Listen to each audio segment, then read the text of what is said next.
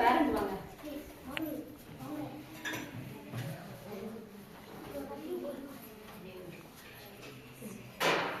ஒரு பெரிய கைத்தட்டு கொடுங்க.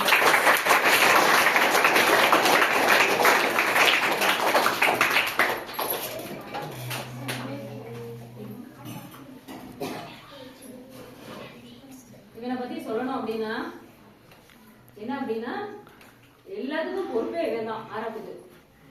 அதாவது நம்ம வரலாட்டையும் கூட லீவ்ல ஹோம்ஒர்க் கொடுத்துருவேன். அது கரெக்டா பஞ்சுவலா இன்னும் ஒரு சில பிள்ளைங்க இருக்கு நல்லா கரெக்டா எல்லாத்தையும் வந்து ஹோம்ஒர்க் செய்ய வச்சு, குறிப்பா வந்து திறன் ஸ்டூடெண்ட்ஸ்னு ஒரு 13 பேர் இருப்பாங்க.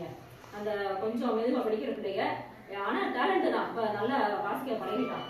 அந்த பிள்ளைகளுக்கு காலையில 8 மணிக்கு வந்த உடனே வந்து எல்லாத்தையும் வந்து சர்க்கிள வந்து ஃபார்ம் பண்ண வச்சு நல்லா வந்து எல்லாத்தையும் அது வரைக்கும் நடந்த எல்லா பாடப்பகுதியும் வந்து ரீட் பண்ண வச்சு இவன் வந்து பொறுப்பெடுத்து கிட்டத்தட்ட ஒரு 3-4 மாசமா வந்து ப்ராப்பரா அந்த வேலையை வந்து பண்ணிட்டு இருந்தான்.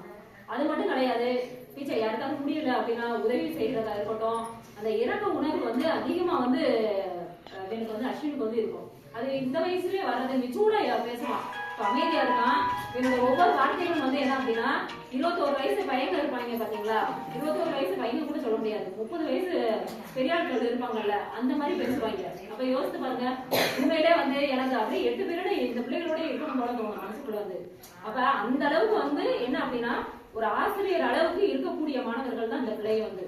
அப்ப ஆசிரியர்களுக்கு எந்த அளவுக்கு திறமை இருக்கோ அதே அளவுக்கு இந்த பிள்ளைகளுக்கு வந்து திறமை இருக்குது. சரிங்களா? அதனால வந்து நீங்க இந்த மாதிரி திறமையான மாணவர்களை இன்னும் வந்து மேல மேல வந்து உயர்த்தி கொண்டு போகணும். ஒரு பெரிய கைதட்டல்.